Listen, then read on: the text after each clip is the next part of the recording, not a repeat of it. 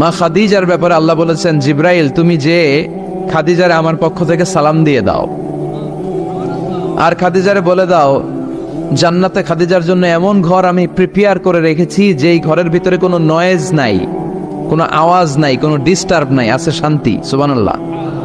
কারণ বিশ্বনবীর জন্য খাদিজা নিজের ঘরটার এরকম নয়েজহীন, কোলাহল মুক্ত, শান্তিময় করে রেখেছিলেন।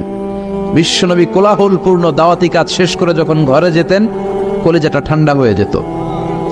বিশ্বনবীর জন্য এমন একটা ঘর রেখেছিলেন মা খাদিজা, ওই ঘরে বিশ্বনবী যখন প্রবেশ করতেন, বাইরে যত মারপিট হয়েছে, মারামারি হয়েছে, কাফেরদের যত অত্যাচার সহ্য করেছে, ঘরে ঢোকার সাথে সাথে নবী সব ভুলে যেতেন। এত মায়া, শান্তি, প্রশান্তির ঘর খাদিজা বানিয়েছিল। এজন্য আল্লাহ বলেছে, জিব্রাইল খাদিজারে বলো খাদিজার জন্য এমন জান্নাত আমি রেখেছি যে জান্নাতে কোনো সাউন্ড নাই, আওয়াজ নাই, ডিস্টার্ব নাই, কোলাহল নাই, কোনো নয়েজ নাই। চিল্লায় পড়েন আল্লাহু আকবার। এজন্য মায়েরা খাদিজার জীবনী থেকে শিক্ষা, স্বামীর জন্য ঘরটারে প্রশান্তিপূর্ণ করে রাখবেন। প্রশান্তির একটা জায়গা যেন হয়। কানের কাছে এসে বেশি বেশি ঘ্যান ঘ্যান করেন না। ঘরে ঢুকলেই চাল নাই, ডাল নাই, এটা লাগবে, ওইটা লাগবে, ছেলের ওইটা লাগবে। আস্তে আস্তে অনেক স্বামী হার্ট অ্যাটাক করে স্ত্রীর কারণে, জানেন ঠিক কিনা? ওই কয় ঠিক, সবাই ভুক্তভোগী। কমন পড়ে গেছে। দুই পক্ষরেই বললাম, স্বামীরাও সালাম দিবেন, স্ত্রীরাও দিবেন। সালাম মানে শান্তি, তো ঘরটারে শান্তি দিয়ে ভরে দিবে কে? আর একে অপরের প্রতি শ্রদ্ধাবোধ রাখবেন। তো নারীদেরকে খুশি করার জন্য আল্লাহ সূরা দিলেন, সূরাতুন নিসা। প্রাণীদের নামে অনেক সূরা আছে, সূরাতুল বাকারা আছে না নাই? বাকারা মানে কি? গাভী, গাভীর দুধ খাবেন। বিষ্ণু বলেছেন গরুর গোশত খেয়েও কম, দুধ খেয়েও বেশি। আলাইকুম বিআলবানিল বাকার, তোমাদের উচিত গরুর দুধ খাওয়া। ফাইন্নাহা তুরাম্মু মিনাল আশজার, কেননা গরুর দুধ এটা হচ্ছে সবুজ ঘাস আর পাতার নির্যাস। ফি লাবানিহা শিফা, গরুর দুধে আছে শিফা। ও ফি লুহুমিহা দা, গরুর গোশতে আছে রোগ। গোশতে আছে কি? গরুর গোশত খাইলে রোগ বাড়ে না? অনেক ডাক্তার আছে এরা সিরিয়াল নেয় না, যারা গরুর গোশত খায় বেশ, বলে লাল মাংস যারা খাবে এরা যেন আমার সিরিয়াল না দেয়। আছে না নাই? বিশ্বনবীর খাবারের তালিকায় দুধ ছিল। বিশ্বনবী বলতেন বেশি বেশি দুধ খেও। এবং বিশ্বনবী বলেছেন মায়েরা যেন তাদের বাচ্চাদেরকে দুধ খাওয়ায়। মায়ের বুকে প্রথম যে দুধটা আসে এটাকে বলে শাল দুধ। এটা বাচ্চার জীবনের প্রথম প্রাকৃতিক টিকা। সুবহানাল্লাহ পড়েন। আমরা কত টাকা দিয়ে দামি দামি টিকা দেই, কিন্তু প্রথম টিকাটা আল্লাহ ফ্রি দিছেন। সুবহানাল্লাহ পড়েন। বাকারার নামে সূরা দিলেন, আনকাবুত মাকড়সার নামে সূরা দিলেন, নাহাল মৌমাছির নামে সূরা, নামাল পিঁপড়ার নামে সূরা। সুবহানাল্লাহ পড়েন।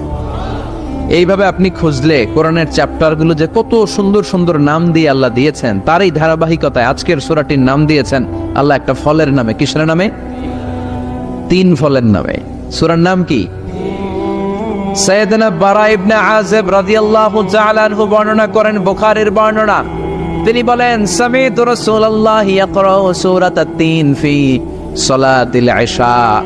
আমি বারা ইবনে আযিব রাদিয়াল্লাহু তাআলা আনহু এশার নামাজে বিশ্বনবীকে সূরাতুত তিন তেলাওয়াত করতে শুনেছি। কোন নামাজে? কোন সূরা পড়তেন? কোন নামাজে? কোন সূরা? মনে থাকবে? পড়বেন তো? তিনি বলেছেন এশার নামাজে আমি বিশ্বনবীকে সূরাতুত তিন তেলাওয়াত করতে শুনেছি। ফামা সামি'তু আহসানা সাওতিন মিন সাওতি রাসূলিল্লাহ, আল্লাহ রাসূলের কণ্ঠের চাইতে এত মধুর কণ্ঠ আমার জীবনে শুনি নাই। বিশ্বনবী যখন তেলাওয়াত করতেন সাহাবাদের কলিজা ঠান্ডা হয়ে যেত। সাহাবারা মাঝে মাঝে খাবার না পেলে, ঘরে খাদ্য না থাকলে বিশ্বনবীর কাছে চলে আসতেন। এসে বিশ্বনবীর চেহারার দিকে তাকায় থাকতেন, ওনার কণ্ঠে তেলাওয়াত শুনতেন। বিশ্বনবীর তেলাওয়াত শুনলে চেহারার দিকে তাকায় থাকলে ক্ষুধার কথা তারা ভুলে যেতেন। কি কণ্ঠ ছিল বিশ্বনবী!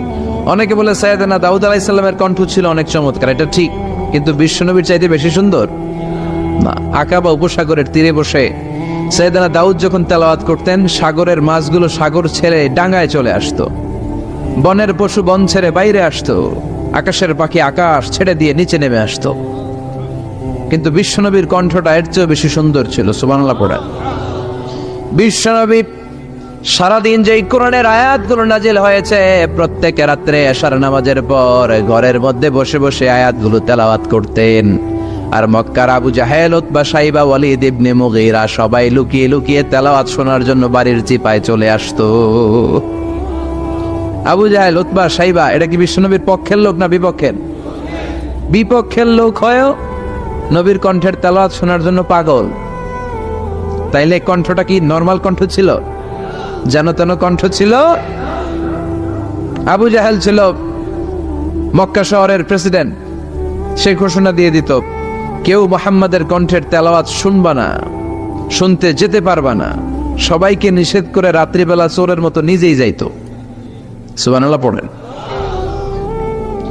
হজের মৌসুমে আবু জাহেল ঘোষণা দিয়ে দিল, খবরদার, মক্কায় ঢুকার যতগুলো গেট আছে সবগুলো গেটে তোরা দাঁড়ায় থাকবি, হাজিদেরকে বলবি মক্কায় নতুন একটা পাগল এসেছে, তার কথা যারা শুনে তারাও পাগল হয়ে যায়।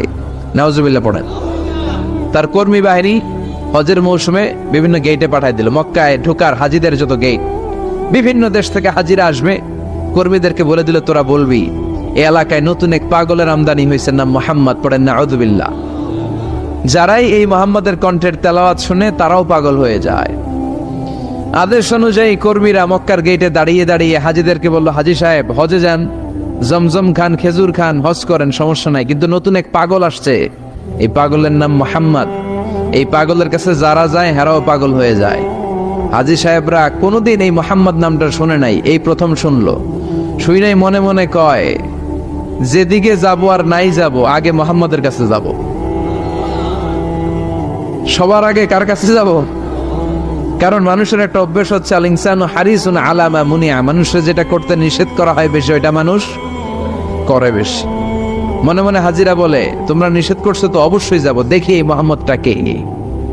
তার মানে আমাদের বিরুদ্ধে অপপ্রচার করলে এটা আমার পক্ষের প্রচার হয়ে যায়। সুবহানাল্লাহ পড়েন। ইসলামের বিরুদ্ধে অপপ্রচার করলে এটা কি হয়ে যায়? প্রচার হয়ে যায়। ইউরোপ আমেরিকাতে ইসলামের নামে ট্যাগ লাগায় এক্সট্রিমিস্ট, জঙ্গি। আমরা নাকি জঙ্গি, আমরা নাকি এক্সট্রিমিস্ট। তো যারা সিভিলিয়ান আছে, খ্রিস্টিয়ান সিভিলিয়ান, ইউরোপ আমেরিকার সাধারণ জনগণ, তারা ভাবে ঘটনা নাকি মুসলমানদের বিরুদ্ধে এত কথা কেন? তারা ইসলাম নিয়ে গুগলে সার্চ করে, বিভিন্ন বই পড়ে, কোরআনের ইংলিশ ট্রান্সলেশন পড়ে। আগে তারা ইসলাম সম্পর্কে জানতো না, কিন্তু সবাই যখন বলা শুরু করছে জঙ্গি জঙ্গি জঙ্গি, ইসলাম মানে জঙ্গি, তখন তারা ইসলাম সম্পর্কে পড়তে শুরু করে দিয়েছে। পড়তে পড়তে ইসলামের সুন্দর বাণীগুলো পড়ে ওদের হৃদয় ঠান্ডা হয়ে যায়। যাদের নসিব ভালো, অনেকে কালিমা পড়ে মুসলমান হয়ে যায়। ইউরোপ আমেরিকাতে মুসলমানের সংখ্যা দিন দিন বাড়ছে। মাঝে মাঝে পত্র পত্রিকায় দেখবেন যে কনভার্টেড মুসলমান, ও মুসলমান, ও মুসলমান। ধারণা করা হচ্ছে 2070 সালের মধ্যে ইউরোপ আর আমেরিকায় মুসলমান হয়ে যাবে সংখ্যাগরিষ্ঠ। খ্রিস্টানদের ছাড়িয়ে মুসলমানদের সংখ্যা ইউরোপ আমেরিকায় বেড়ে যাবে। সুবহানাল্লাহ পড়েন। সেই দিন বেশি দূরে নয় যেদিন কালেমার পতাকা হোয়াইট হাউসের উপরে শোভা পাবে। ঘোষণাটা কার? চিল্লায় বলেন, ওয়াদাটা কার? আবু জাহেল ঘোষণা দিয়েছে কেউ যেতে পারবে না, কিন্তু লুকিয়ে লুকিয়ে নিজেই যায়।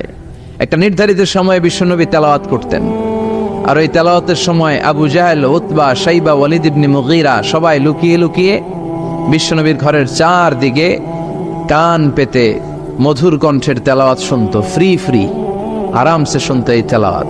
বিশ্বনবীর তেলাওয়াত যখন শেষ হয়ে যেত, এরা ভাগলপুর দিত দৌড়। ফিরে যাওয়ার রাস্তা থাকতো একটা, কয়টা? দেখা হয়ে যেত। একজন আরেকজনকে দোষারোপ করতো। আবু জাহেল বলতো, কিরে তোরা আসলি কেন? ওরা বলে, তুই এলি কেন? দিনের বেলা ভাষণ দেশ মুহাম্মদের বিরুদ্ধে, রাত্রে বেলা চোরের মতো তুই আসিস কেন? একে অপরকে দোষারোপ করে। আবু জাহেল বলে, ঠিক আছে, কাল থেকে আমিও আসবো না, তোরাও আসবি না। চল আমরা শপথ নেই যে কেউ আসবো না। দস্তখত দে, সিগনেচার দে, যেই আসবে তার মাথার চুল কামিয়ে আলকাতরা মেখে মক্কার বাজারে ঘুরিয়ে ঘুরিয়ে অপমান করা হবে। সবাই রাজি। আবু জাহেল বলে, দে। রাজি হইলে সিগনেচার দে। সবাইকে আবু জাহেল, তুই নেতা, তুই আগে দে। আবু জাহেল 1 number, number 2 Utba, number 3 Saiba, সবাই সিগনেচার। কালকে কেউ যাবে না, কেউ যাবে না। দিন গড়িয়ে রাত আসে। বিশ্বনবীর যখন তেলাওয়াত করার টাইম, ওই টাইমে আবু জাহেলের তেলাওয়াত শোনার প্যারা উঠছে। যারা সিরিয়াল দেখে, সিরিয়াল দেখার প্যারা আছে না একটা? 9টায় সিরিয়াল শুরু হবে, 8:30 থেকে প্যারা ওঠে। কথা কন, আমার সিরিয়াল শেষ হয়ে গেল, সব কাজ বাদ দে, তাড়াতাড়ি টিভির সামনে বস, আছে না নাই? আবু জাহেলের প্যারা উঠছে, তেলাওয়াত শোনার প্যারা, টসিং এন্ড টার্নিং, বিছানায় এপাশ ওপাশ করে আর মনে মনে ভাবে, হায় রে আর তো সময় নাই, এই তো শুরু হয়ে যাবে একটু পরে মোহাম্মদের তেলাওয়াত, না গেলে তো বড্ড মিস হয়ে যাবে, যাই। আজকে যেরকম দস্তখত নিছি আর ধমক দিছি, কেউ যাবে না, আমি নিশ্চিত কেউ যাবে না, আমি একটু যাই। উতবা, সাইবা, ওয়ালিদ ইবনে মুগীরা প্রত্যেকেই প্রত্যেকের ঘর থেকে এই একই কথা ভাবছে যে আজকে তো যেই থ্রেট দিছে আবু জাহিল, আজকে কেউ যাবে না, আমি একটু যাই। সুবহানাল্লাহ পড়েন। আজকেও সবগুলো যে হাজির, বিশ্বনবী মন্ত্রমুগ্ধ করা সুরের ঝংকার তুলে তেলাওয়াত করছেন, আর সবগুলো মন্ত্রে মুগ্ধের মতো তেলাওয়াত শুনছে। বিশ্বনবীর তেলাওয়াত শেষ, সব দিছে দৌড়। ফিরে যাওয়ার রাস্তা কয়টা? আজকেও দেখা। আবু জাহিল্লা কয়, কিরে তোরা আইলি কেন? সবাইকে আবু জাহিল্লা তুই আইলি কেন, একে অপরকে দোষারোপ করে। এই ঘটনাটা শোনানোর উদ্দেশ্য হচ্ছে বিশ্বনবীর কণ্ঠটা যেন তেন কোনো কণ্ঠ ছিল না, এই কণ্ঠে সুরের ঝংকার ছিল, ঠিক কিনা?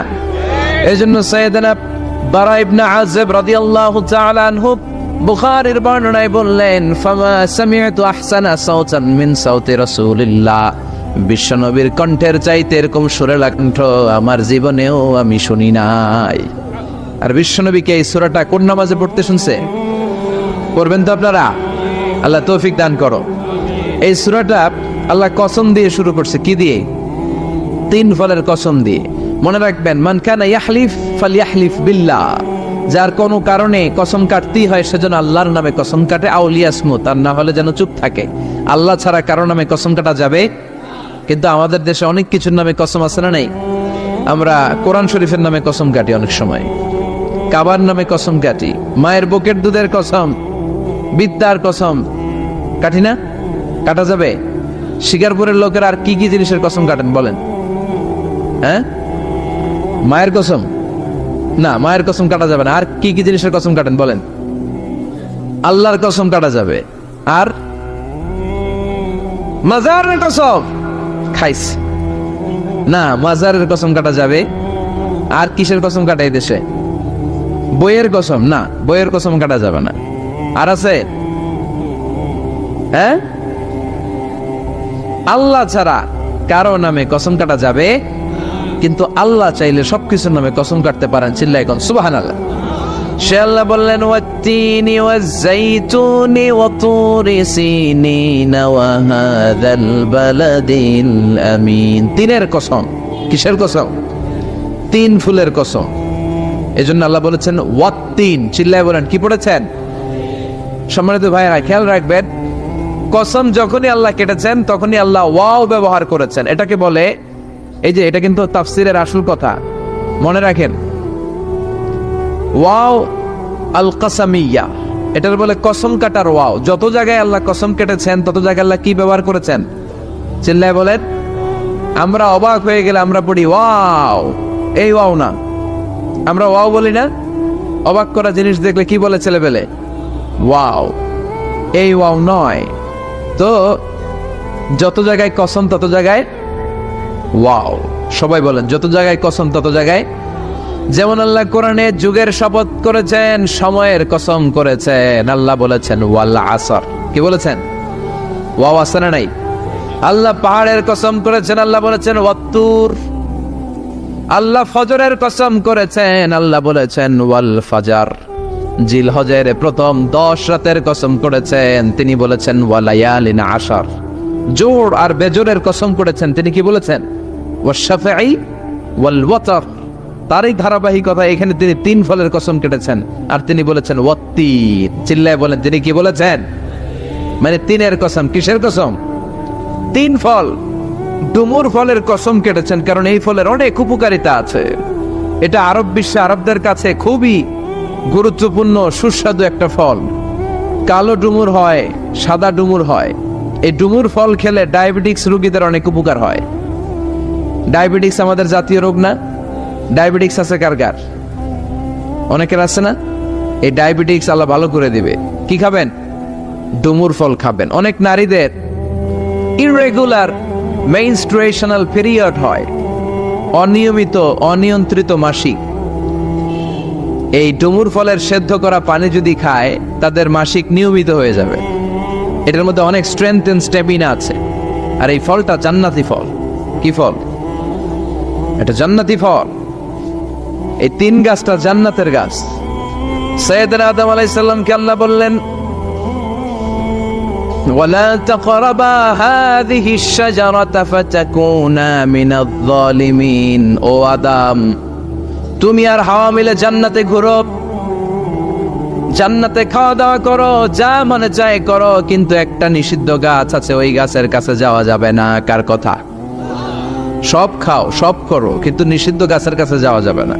আদম আলাইহিস সালাম শয়তানের ওয়াসওয়াসায় পড়ে ওই গাছের ফলই খেয়ে ফেললেন।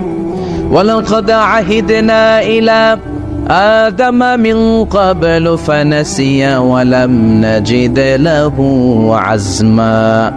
আমি আদমকে স্পেশাল একটা অর্ডার করেছি, ওই অর্ডার আদম রক্ষা করতে পারে নাই। পারবে কেমন? আদম তো ভুলে গেছে। আদম আলাইহিস সালাম কি করছে? ভুলে গেছে। ভুল করে তিনি খেয়ে ফেললেন। শয়তানের ওয়াসওয়াসায় পড়ে শুধু আদমই খান নাই, হাওয়াও খেলেন আলাইহিমাস সালাম। খাওয়ার সাথে সাথে ওনাদের জান্নাতের পোশাকগুলো খুলতে আরম্ভ করলো, নেকেড হতে শুরু করলেন। আদম আর হাওয়া দুইজনে কি হতে শুরু করলেন? উলঙ্গ হতে শুরু করলেন। গায়ের মধ্যে আর জামা নাই। সম্মানিত ভাইয়েরা, এখানে শিক্ষণীয় যে বিষয়টা সেটা হচ্ছে শয়তানের কাজ, শয়তানের মিশন জান্নাতেও যেটা ছিল দুনিয়াতেও এইটা। শয়তানের মিশন হচ্ছে আদম জাত, বনি আদমের দেহ থেকে কেমন করে কাপড় খোলা যায়, নারীদেরকে কেমন করে উলঙ্গ করা যায়। জান্নাতে যেমনি আদম আর হাওয়া আলাইহিস সালামের কাপড় শয়তান খুলেছে, দুনিয়াতেও শয়তান আমাদেরকে অশ্লীল বানাতে চায়। চিল্লায় বলেন ঠিক কিনা? এজন্য আমার মায়েরা, আমার বোনেরা, যাদের কানে আমার মাইকের আওয়াজ যায়, খবরদার, শয়তানের এই ওয়াসওয়াসায় ফাঁদে পা দেয়া যাবে না।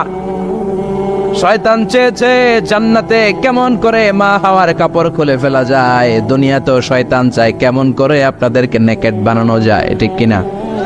বাংলাদেশে নারীদের কাপড় এখন দেহের মধ্যে বাড়ছে নাকি কমছে? আছি আমরা এখন জামানায়, লাজ শরম গেছে হারায়। ঠিক কিনা?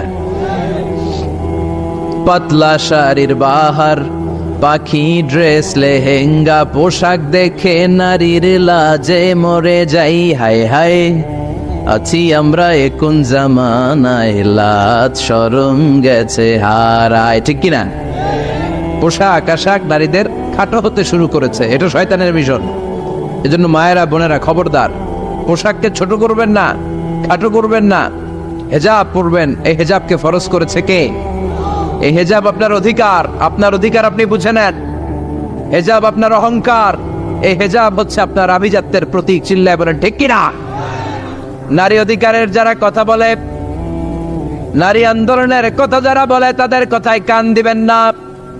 এরা বক্তব্যের মঞ্চে উঠে নারীর অধিকারের কথা বলে, কিন্তু তাদের ঘরেই নারীরা বেশি নির্যাতিতা। তাদের ঘরের কাজের মেয়েগুলাই বেশি নির্যাতিতা। চিল্লায় এখন ঠিক কিনা?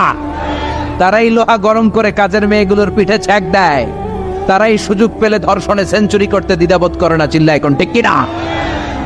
শয়তানের মিশন জান্নাতে ছিল যেটা, দুনিয়াতেও এটা। পোশাক কি করে আলাদা করা যায়? এই জন্য হেজাব যেন আমরা ভুলে না যাই। হেজাব আপনার আভিজাত্যের প্রতীক, আপনার সৌন্দর্য, আপনার সম্ভ্রম, আপনার স্ট্যাটাস তো আপনার হেজাবের মধ্যে শোভা পায়। ঠিক কিনা? কিন্তু দিনকে দিন পোশাক ছোট হতে শুরু করেছে। নতুন নতুন অনেক পোশাক বেরোয় নারীদের। কি পোশাক আছে বলেন তো একটা? হ্যাঁ, পাখি। আর কি আছে? লেহেঙ্গা আর কিরণমালা। আর এগুলো পড়বেন না, হেজাব পড়বেন। হেজাবে একটা নারীকে যত সুন্দর, রূপবতী, গুণবতী, সুস্নিগ্ধা লাগে, অন্য কোনো পোশাকে লাগে? আল্লাহ আমাদেরকে বোঝার তৌফিক দান করো। সাইয়েদনা আদম আলাইহিস সালাম, হাওয়া আলাইহিস সালাম জান্নাতের ভেতরে যখন উলঙ্গ হয়ে গেল, লজ্জাস্থান ঢাকার জন্য জান্নাতের বিভিন্ন গাছের দিকে দৌড়ায়। দৌড়িয়ে দৌড়িয়ে যেই গাছের পাতা দিয়ে তারা সেদিন লজ্জাস্থান ডেকেছিল, ওই গাছের নাম ছিল তিন গাছ। কি গাছ? ওই তিনের কসম কোরআনে কেটেছে কে? সেজন্য আল্লাহ বললেন, ওয়াত্তিনি ওয়াজ্জাইতুনি ওয়া তুরি সিনিন ওয়া হাযাল বালাদিল আমিন। সুবহানাল্লাহ পড়েন। তিনের কসম, জাইতুনের কসম। জাইতুন মানে জলপাই। আওয়াজ করে বলতে হবে। জাইতুন অর্থ খাইছেন? জলপাইয়ের আচার খাই না আমরা? জাইতুন মানে জলপাই, ইংরেজিতে বলে অলিভ। তবে আমাদের জলপাই আর আরব দেশের জলপাই একটু গুণগত পার্থক্য আছে। আরব দেশের জলপাই একটু ছোট হয়, আমাদের গুলা সাইজে বড় হয়। আরব দেশের জলপাই একসাথে অনেকগুলা খাওয়া যায়, আর আমাদের দেশের জলপাই আবার 2-3টার বেশি খাওয়া যায় না, অনেক টক না। এই 7টা জলপাই আর একটা 3, এই মিক্স রেশিওতে যদি আপনি রেগুলার খান, আপনার বার্ধক্য রোধ হবে, আপনার স্বাস্থ্য ভালো থাকবে। আলহামদুলিল্লাহ পড়েন। এই জাইতুন গাছগুলো আরব দেশে হিল ট্র্যাক্টস, পাহাড়ি এরিয়াতে হয়, শত বছর বেঁচে থাকে। বিশ্বনবী বলেছেন কুলু যাইতা ওয়াত্তাহিনু ফাইন্নাহা মিন শাজারাতিন মুবারাকা। বিশ্বনবী বললেন জাইতুনের তেল খাও, জাইতুনের তেল গায়ের মধ্যে দাও, জাইতুনের তেল মালিশ করো, জাইতুনের ভেতরে বরকত ঢুকায় দিয়েছে কে? জাইতুনের তেল দাড়িতে চুলে মালিশ করলে দাড়ি চুল সহজে পাকে না। বিশ্বনবী সব সময় দাড়িতে চুলে জাইতুন মাখতেন, আমি নিজেও মাখি প্রতিদিন, আপনারাও মাখবেন। বাজারে পাওয়া যায়, যে বলবেন অলিভ অয়েল, কি বলবেন? অলিভ অয়েল বললে আপনাকে দিবে। স্পেনের, মেড ইন স্পেন, এদের অলিভ অয়েল ভালো। ফিলিস্তিনের যে অরিজিনাল অলিভ অয়েল, এটা ভালো, এটা খাওয়া যায়। তাম্বুতু বিদ্দুহুনি ওয়া সিবগিল আকিলিন, এটার অনেক কাজ, খাওয়াও যায়, মালিশও করা যায়, জাইতুনের ডাল ভেঙে মেসওয়াকও করা যায়। সুবহানাল্লাহ পড়েন। বিশ্বনবী বললেন নি'মাস সিওয়াকিয়া জাইতুন, জাইতুনের মেসওয়াক কতই না ভালো। ফাইন্নাহা সিওয়াকি ওয়া সিওয়াকুল আমবিয়াই মিন ক্বাবলি, কেননা আমি বিশ্বনবী নিজে জাইতুনের ডাল ভেঙে মেসওয়াক করি, আমার আগে লক্ষাধিক নবীরা সবাই জাইতুনের ডাল দিয়ে মেসওয়াক করেছেন। সুবহানাল্লাহ পড়েন। আপনার দেহের ব্যাড কোলেস্টেরলের লেভেল কমে যাবে যদি জাইতুন আপনি খান। দাড়িতে মাখবেন, চুলে মাখবেন, আবার সালাদের মধ্যেও জাইতুনের তেল দিয়ে খাওয়া যায় যদি এক্সট্রা ভার্জিন হয়। লেস দেন 1% অ্যাসিড দিয়ে এটাকে পিউরিফাইং করলে এটার বলে এক্সট্রা ভার্জিন। এরপর আরেকটা আছে ভার্জিন, 2% অ্যাসিড দিয়ে পিউরিফাইং করে। 3-4-5% অ্যাসিড দিয়ে পিউরিফাইং করলে ওটার বলে রিফাইন্ড পিওর, ওটা গায়ে মালিশ করবেন, বরকত আছে না নাই? এজন্য এই দুইটার কসম কোরআনে কেটেছে কে? এরপরে রব্বুল আলামিন বলেন ওয়া তুরি সিনিন,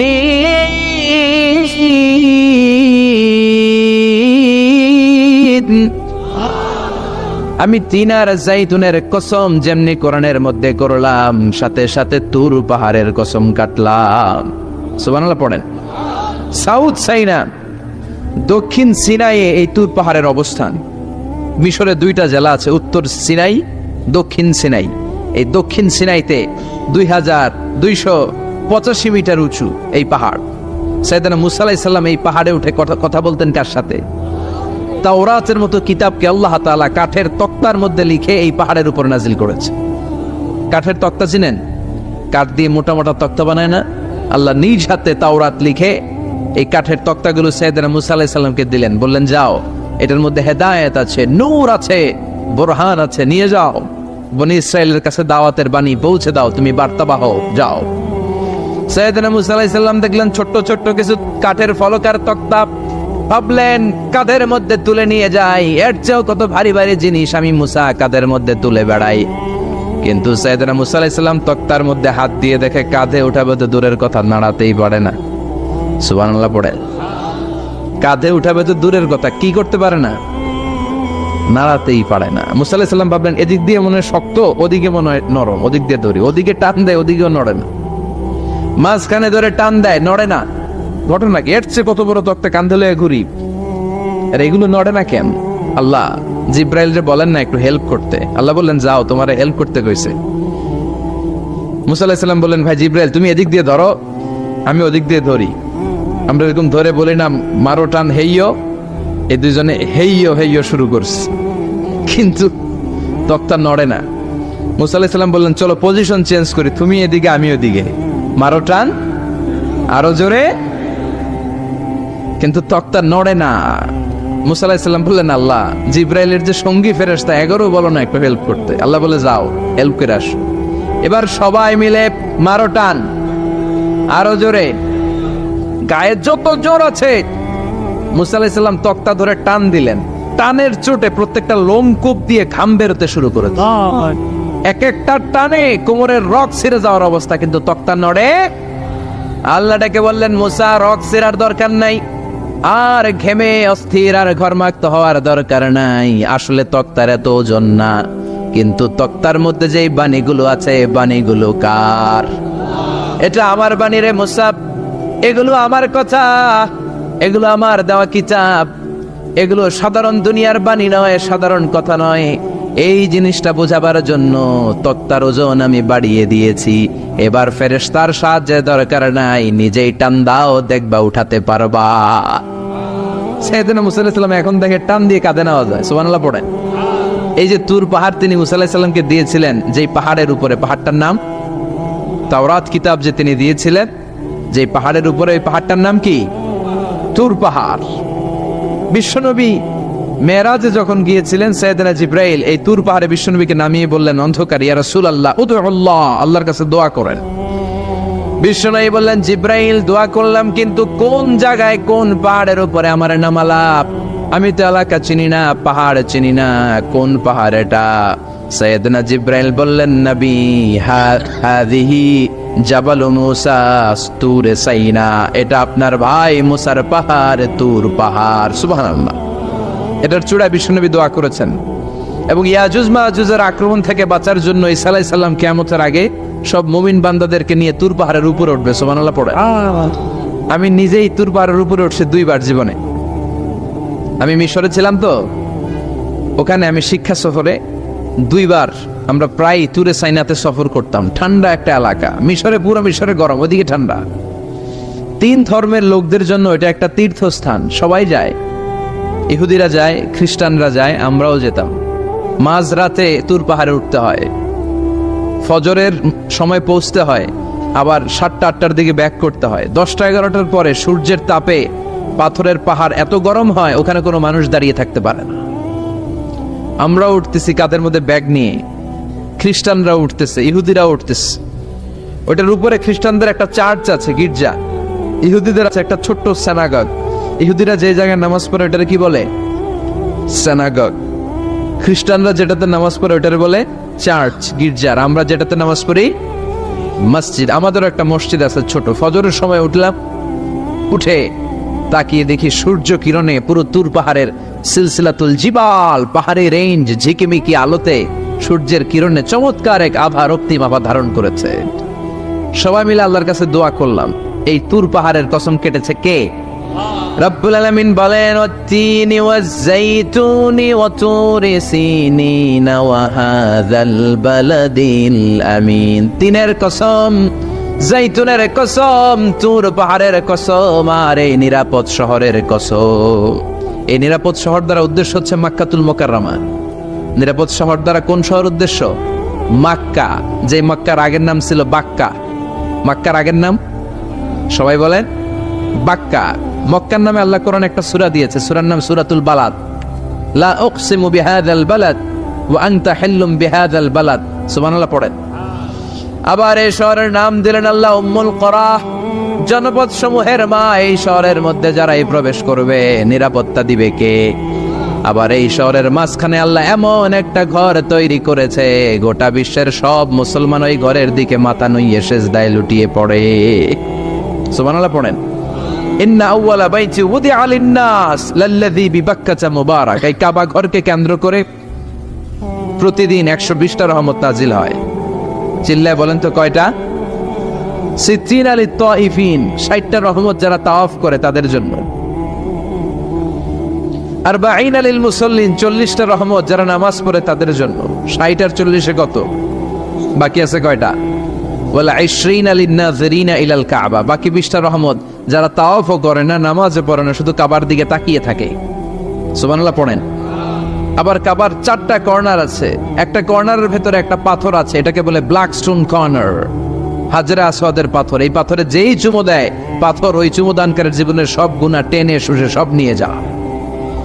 কিয়ামতের দিন আল্লাহ হাজরে আসওয়াদের 2টা ঠোঁট দিবেন, 2টা চোখ দিবেন, আর দাঁড় করিয়ে দিবেন। আল্লাহর সামনে দাঁড়িয়ে দাঁড়িয়ে হাজরে আসওয়াদ সুপারিশ করবে। আল্লাহর কাছে বলবে, আল্লাহ এই লোকটা আমারে চুমু দিয়েছে, তার জন্য জাহান্নামের আগুন হারাম করে দাও। এই হাজরে আসওয়াদ পাথরের জন্য আমরা চুমু দিতে পারি, আল্লাহ তৌফিক দাও। জোরে বলেন আমিন। এই নিরাপদ শহরের কসম, শহরটার নাম মক্কা। চিল্লায় বলেন শহরটার নাম এটার মাঝখানে একটা ঘর আছে, আল কাবা আল মুশাররাফা। লক্ষ লক্ষ মানুষ এই কাবা কেন্দ্রিক প্রতিদিন ছুটতে থাকে। আল্লাহ বলেছেন এটা মাসাবাতাল লিন্নাস, মানুষের মিলন কেন্দ্র। লক্ষ লক্ষ মানুষ এই কাবাকে ঘিরে নামাজ পড়ে। প্রতিটা জুমার দিন 10 লাখেরও মোর দেন 1 মিলিয়ন মুসল্লি কাবার চারদিকে জুমার সালাত আদায় করে সুবহানাল্লাহ পড়েন। আজান হওয়া মাত্রই মৌমাছির মতো মানুষগুলো ছুটতে থাকে। কাবার আজান শুনেছেন? আল্লাহু আকবার, আল্লাহু আকবার,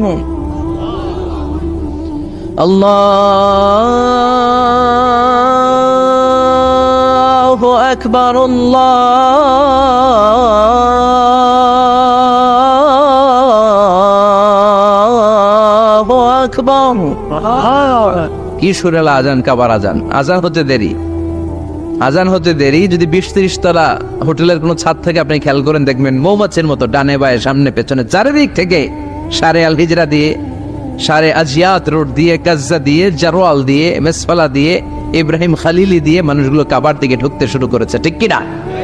আবার বিশ্বনবী বলতেন মক্কা তো হাব্বুল বিলাদ ইলাইয়া, মক্কা শহর আমার কাছে সব চাইতে প্রিয় শহর। লাউলা উখরিজিতু লামা খারাজতু, মক্কার কুরাইশরা কাফেররা যদি এই শহর থেকে জোর করে আমারে বের করে না দিত, আমি কোনোদিন মক্কা ছেড়ে দূরে যেতাম না। সুবহানাল্লাহ পড়ে। বিশ্বনবীর জন্মস্থান এই শহর, যেখানে বিশ্বনবী জন্মেছেন ওইখানে আছে মাকতাবা, লাইব্রেরি। কি আছে? হজ উমরা যারা করেছেন তারা দেখবেন ওখানে গেলেই ফ্রিতে বই দেয়। কি দেয়? বিশ্বনবীর জন্মস্থানে গেলে যেই ভাষার হন, বাঙালি গেলে বাংলায়, ইংরেজ গেলে ইংরেজিতে, পাকিস্তানিরা গেলে হিন্দিতে, সবাইকে ফ্রিতে বই দেয়া হয়। তার মানে বিশ্বনবীর জন্মস্থানে গেলেই বই পাওয়া যায়, ঠিক কিনা? বিশ্বনবীর জন্মস্থানের ঠিক পাশেই আবু জাহেলের জন্মস্থান। ওইখানে কি আছে জানেন? হ্যাঁ, হাম্মাম আবি জাহাল। বাঙালি হাজিদের বুক ভরা ঘৃণা তার জন্য। বাঙালি হাজিরা বলে আবু জাহিল্লার টয়লেট কই, যাইয়া সব ভরাই দিয়া শুনে। জেদ্দাতে নেমেই খুঁজতে আরম্ভ করে আবু জাহিল্লার টয়লেট কই। সবাই বলে এই না জেদ্দায় আসলেন, মক্কা তো 80 কিলো দূরে, আপনি যাবেন, ওমরা করবেন, বিশ্রাম নেবেন হোটেল, এরপরে জিয়ারা যখন করায় তখন ওখানে নেয়। কিন্তু নাইম্মাই কই আবু জাহিল্লার টয়লেট কই। কি ক্ষোভ তার প্রতি, না? কি ক্ষোভ আর ঘৃণা। আর বিশ্বনবীর জন্য অন্তর ভরা ভালোবাসা আছে না নেই? এজন্য ইসলাম হচ্ছে শান্তির ধর্ম। জঙ্গিপনা যারা করে, সন্ত্রাসবাদের কথা যারা সমাজে উস্কে দেয়, তাদের জন্য ইসলামে কোনো শান্তি নাই। আবু জাহেল ছিল সন্ত্রাসদের লিডার, ঠিক কি না? Leader of the all terrorist, কুখ্যাত ইন্টারন্যাশনাল সন্ত্রাসী আবু জাহেল। আর বিশ্বনবী ছিলেন মুজাহিদ। বিশ্বনবী কি ছিলেন? মুসা আলাইহিস সালাম ছিলেন মুজাহিদ। ফেরাউন ছিল কুখ্যাত সন্ত্রাসী আর জঙ্গি, ঠিক কিনা? সাইয়েদনা ইব্রাহিম ছিলেন মুজাহিদ আর নমরুদ ছিল জঙ্গি, ঠিক কিনা? যারা ইসলামের পক্ষে কথা বলে তারা মুজাহিদ, আর যারা ইসলামের বিপক্ষে তারা সন্ত্রাস আর জঙ্গি। চিল্লায় বলেন ঠিক কিনা?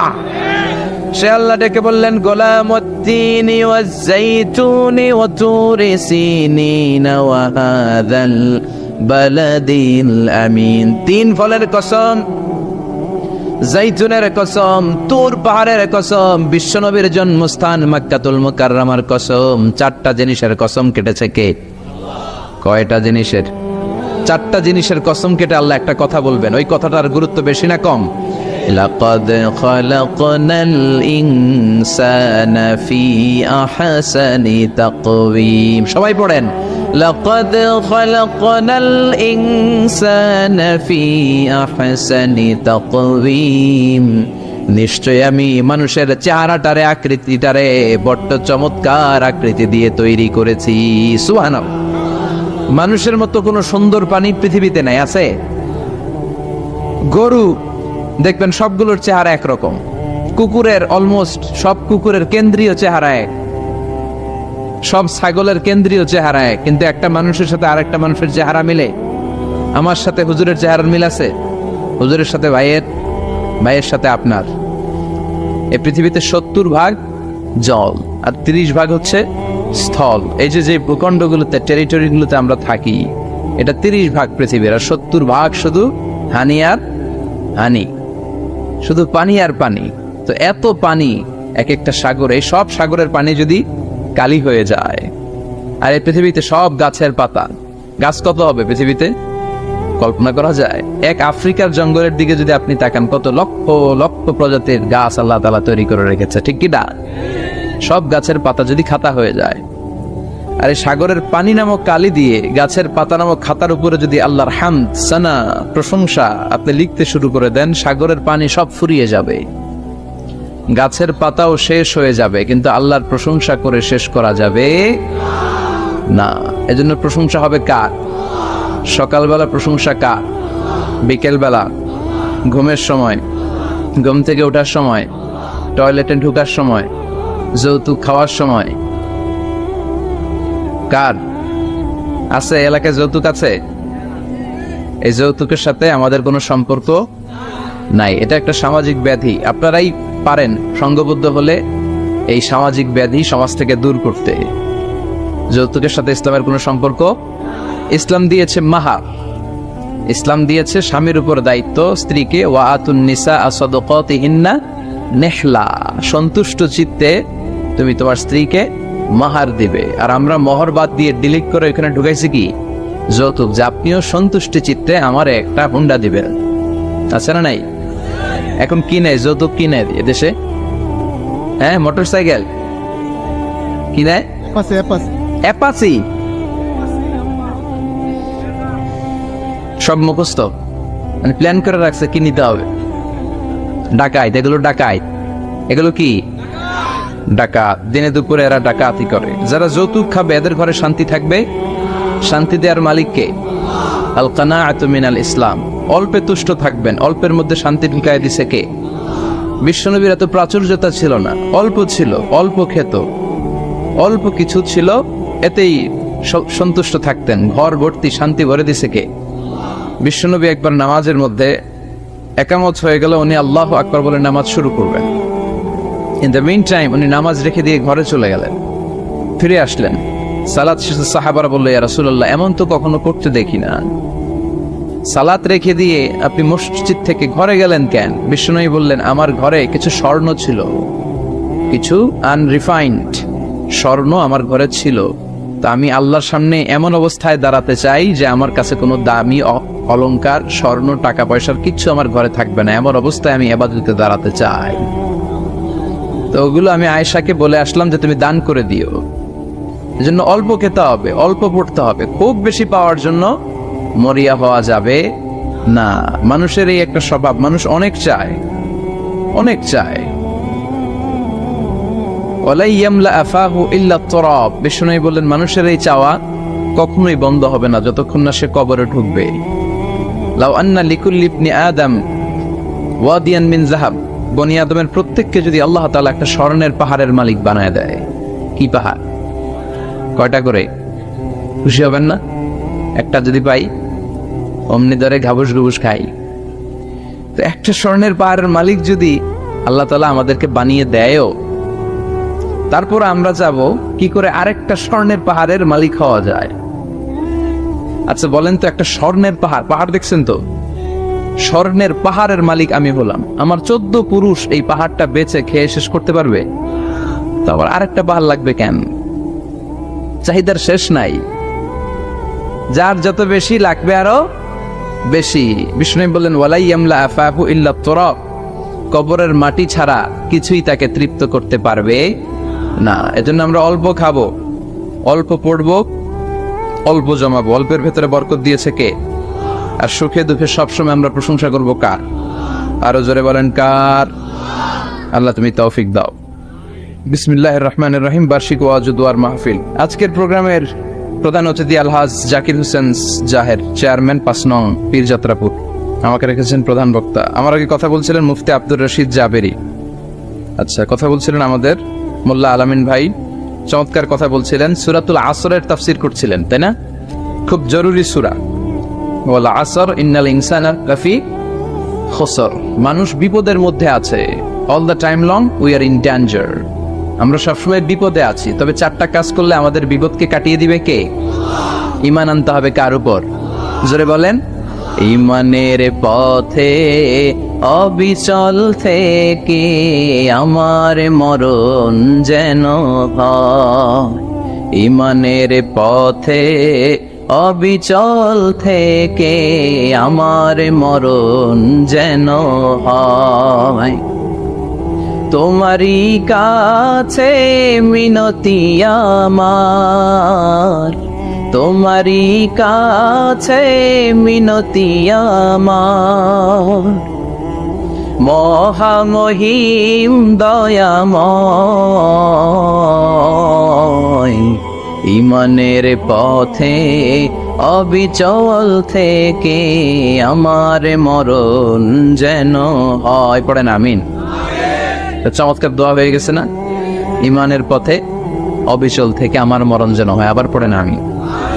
তো যেই ইসলামী সঙ্গীতগুলোর নাশিদগুলোর কথা বলা সুন্দর, এগুলো আপনারা গাবেন, এগুলো হৃদয়কে টাচ করে। যেগুলো হৃদয় থেকে লেখা হয় এগুলো হৃদয়কে টাচ করে, যেগুলো হৃদয় দিয়ে বলা হয় এগুলো মানুষের অন্তরে যে টাচ করে, ঠিক কিনা? বিশ্বনবী যা বলতেন হৃদয় থেকে বলতেন, প্রাণ খুলে বলতেন, প্রাণ থেকে বলতেন, যেটা মানুষের হৃদয়কে টাচ করত। আবার বিশ্বনবী কথা বলতেন কম, কিন্তু এটার অর্থ ছিল ব্যাপক। বিশ্বনবী বলতেন উতিতু জাওয়ামিআল কালিম, আমাকে আল্লাহ তাআলা জাওয়ামিউল কালিম দিয়েছে। বিশ্বনবী বলতেন অল্প, বলতেন অল্প, কিন্তু এটার অর্থ ব্যাখ্যা বিশ্লেষণ ভলিউমের পর ভলিউম হয়ে যায়, কিন্তু ব্যাখ্যা শেষ হয় না। সুবহানাল্লাহ। আবার বিশ্বনবী বলতেন নুসিরতু বিররবি মাসিরাতা শাহর, আমি যে এলাকায় দাঁড়িয়ে থাকি এলাকার ডানে বায়ে সামনে পেছনে 1 মাসের দূরত্বের রাস্তা পর্যন্ত ওই জায়গায় কোনো কাফের দাঁড়িয়ে থাকলে আমার ভয়ে তার অন্তর থার থার করে কাঁপে। ভয় দিয়ে বিশ্বনবীকে আল্লাহ তাআলা সাহায্য করেছেন। 1 মাস ডানে বায়ে সামনে পেছনে 1 মাসের দূরত্বের ভেতরে যদি কোনো কাফির মুশরিকদের আন্ডা বাচ্চাও থাকে, যত দূরেই থাকুক, বিশ্বনবীর ব্যাপারে তার অন্তরে ভয় আর ধুকধুকারি শুরু হয়ে যায়। সুবহানাল্লাহ পড়েন। এজন্য আমরা বিপদ কাটাতে পারবো না যতক্ষণ না ইমানদার না হতে পারি। পাক্কা ইমানদার হতে হবে। ওয়ালা তালবিসু ঈমানাহুম বিযুলমিন, তোমাদের ঈমানকে জুলুমের সাথে মিশ্রিত করো না। জুলুম মানে শিরক, শিরকের সাথে আমাদের কোনো সম্পর্ক নাই। ঈমান হতে হবে পাক্কা ঈমান। ঈমানের সাথে যদি শিরক ঢুকে ওটা কি পাক্কা ঈমান হয়? খালিস ঈমান হয়? মসজিদে যে নামাজও পড়েন, মাজারে যে সেজদাও দেন, এরকম আছে না নাই? মসজিদে যে আল্লাহর কাছে যায়, মাজারে যে বাবার কাছে চায়, আছে না নাই? মসজিদেও দান করে, আবার মাজারে যেও দান করে, আছে না নাই? না, আপনার এই ডবল স্ট্যান্ডার্ডকে থামিয়ে দিতে হবে, এটাকে ব্রেক করে ফেলতে হবে। আপনি চাইবেন শুধু একজনের কাছে, তিনি কে? বিশ্বনবী বলতেন ইদা সাআলতা ফাসআলিল্লাহ, যখন চাইবা আল্লাহর কাছে চাও। হাত পাতবেন কার কাছে? ওয়া ইদা ইসতাআনতা ফাসতাইন বিল্লাহ, সাহায্য যদি চাও একমাত্র কার কাছে যাবা? আমাদেরকে সাহায্য করতে পারে কে? বিপদে পড়লে উদ্ধার করতে পারে কে? কবরে মাজারে পড়ে থাকা ব্যক্তি আমাদের উদ্ধার করতে পারে? কথা বুঝতেছেন তো? সহজ না কথাটা? এতজনের কাছে যাওয়া যাবে না, এতজনের কাছে মাথা নোয়ানো যাবে না, নোয়াবো এক জায়গায়, তিনি কে? আবার বিশ্বনবী বলতেন এই শিরিক হচ্ছে আফওয়া মিন দাবিবিন নামাল, পিঁপড়ার গুটি গুটি পায়ের চেয়েও শিরকটা হলো বড় সূক্ষ্ম। পিঁপড়া যেমনি গুটি গুটি পায়ে মিষ্টির দোকানে ঢুকে যায়, যে মিষ্টি নষ্ট করে, শিরক তেমনি তোমার ভেতরে ঢুকে তোমার ঈমানকে নষ্ট করে দেয়। আফওয়া মিন দাবিবিন নামাল, আপনি পাহাড় পরিমাণ গুনাহ নিয়ে, হাদিসে কুদসিতে এসেছে, সাগরের ফেনা পরিমাণ পাপ নিয়ে আল্লাহর কাছে হাজির হয়েছেন। আল্লাহ আমি পাপী, আমি কি? পৃথিবী না জানুক আমি তো জানি, আমি কি পাপ করেছি হায়। পৃথিবী না জানুক আমি তো জানি, আমি কি পাপ করেছি হায়। আমার পাপের করলে বিচার, বাঁচার উপায় নাই আমার। দয়াময় প্রভু মাফ করো আমায়, মাফ করো আমায়। পড়েন আমি। আমরা সবাই পাপী, আমরা কি? বিশ্বনবী বললেন কুল্লুকুম খাত্তাউন, তোমরা সবাই পাপী। ওয়া খায়রুল খাত্তাইন আত-তাওয়াবুন, আর এই পাপীদের মধ্যে সবচাইতে ভালো পাপী ওই পাপী যে এই পাপী পাপ করার পরে তওবা করে কার কাছে? এজন্য আল্লাহ বললেন, ইয়া আইয়ুহাল্লাযীনা আমানু তুবু ইলাল্লাহি তাওবাতান নাসুহা। তওবার মতো তওবা করো, কান্নার মতো কান্না করো। চোখের পানি এটা একটা খুব পাওয়ারফুল একটা জিনিস। এটা আপনার পাপকে ধুয়ে মুছে সাফ করে দেয়, আপনাকে নিষ্পাপ বানিয়ে দেয়, ঠিক কি না?